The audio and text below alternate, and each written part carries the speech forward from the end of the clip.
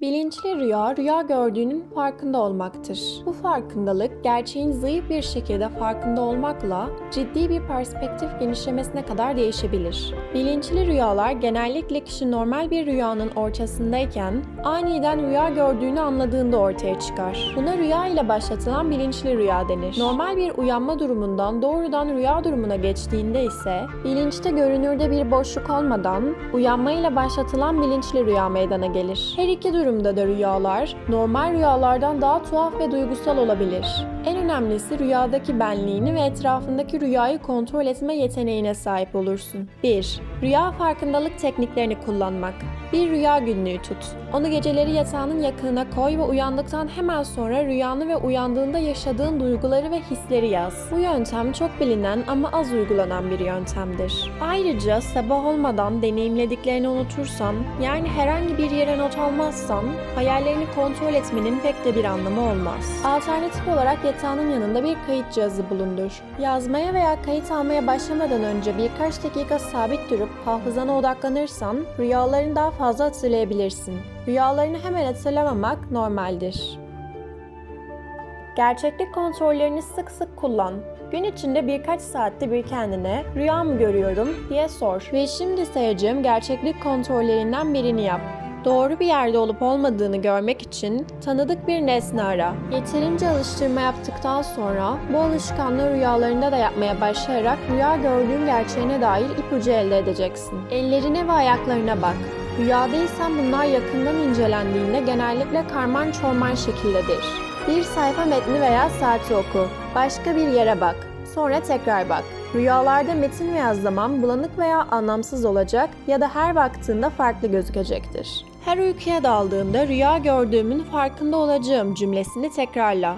Her gece uyurken kendine "rüya gördüğümü bileceğim" veya benzer bir cümleyi bilincinden ayrılana kadar tekrarla. Bu teknik bilinçli rüyayı anımsatıcılarla harekete geçirme olarak bilinir. Anımsatıcılarla harekete geçirmek sadece bellek yardımı kullanmak anlamına gelir veya bu durumda rüya gördüğünün farkındalığını otomatik bir alışkanlığa dönüştürmek için ezberden bir cümle kullanmak demektir. Bazı insanlar bu adımı uyumadan önce birkaç dakika ellerine bakma gerçeklik kontrolü ile birleştirmeyi severler.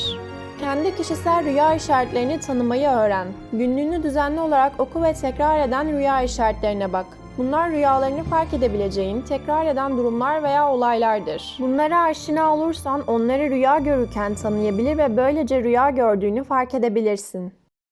Bir rüyadan uyandığında uykuya geri dön. Uyandığında ve rüyanı hatırladığında onu rüya günlüğüne yaz. Sonra gözlerini kapat ve rüyaya odaklan. Rüyada olduğunu, bir rüya işareti veya gerçeklik kontrolünü fark ettiğini ve bunun bir rüya olduğunu anladığını hayal et. Tekrar uykuya dalarken bu düşünceye tutunursan, bilinçli bir rüyaya girebilirsin. Çoğu bilinçli rüyanın, kişi tamamen uyurken ve genellikle tuhaf bir olayı ve bir rüyada olduklarını fark ettikleri için meydana geldiğini unutma. Bu sadece bilinçli rüyanın yaklaşık %25'ini başlatan alternatif bir tetikleyicidir.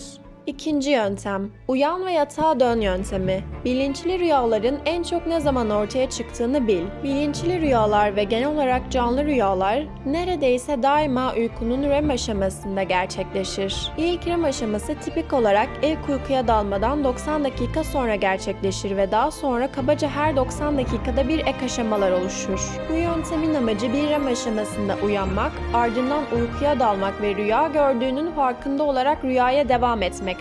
Bir uyku laboratuvarına gitmedikçe veya bütün gece göz kapaklarını izleyen çok özel bir gece kuşuna sahip olmadığın sürece aşamalarını tam olarak zamanlayamazsın. Daha gerçekçi olursak kendini REM aşamasında yakalayana kadar şimdi söyleyeceğim yöntemi tekrarlamaya devam et. Vücudunu daha fazla REM uykusu almaya teşvik et. REM uykusunun miktarını arttırmanın birçok yolu vardır. En etkili olanlardan biri ve REM uykusunun düzenli zamanlarda ortaya çıkmasına neden olan şey, günlük uyku programına bağlı olmak ve yeterince dinlenmiş olarak uyanacak kadar uzun uyumaktır. Gece yarısı uyan.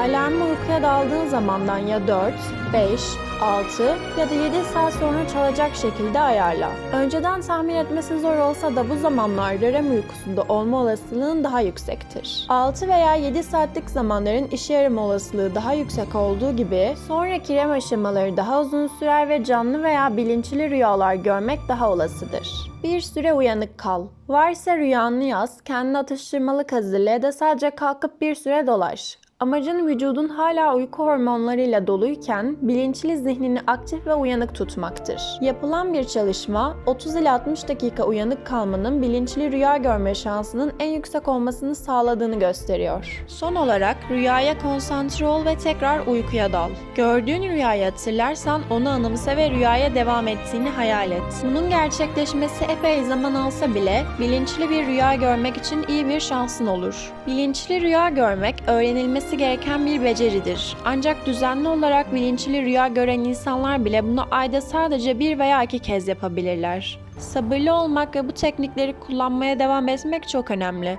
Bilinçli rüya görme şansı ve sıklığı giderek artacaktır. Bilinçli rüya sırasında çok heyecanlanırsan aniden uyanabilirsin. Geri dönmeye çalışmak için gözlerini kapat ve rüyana konsantre ol. Eğer uyanmanın yarısında ama hala rüyanın içindeysen, arkana dönerek veya ellerini ovuşturarak rüyaya yeniden dönebilirsin.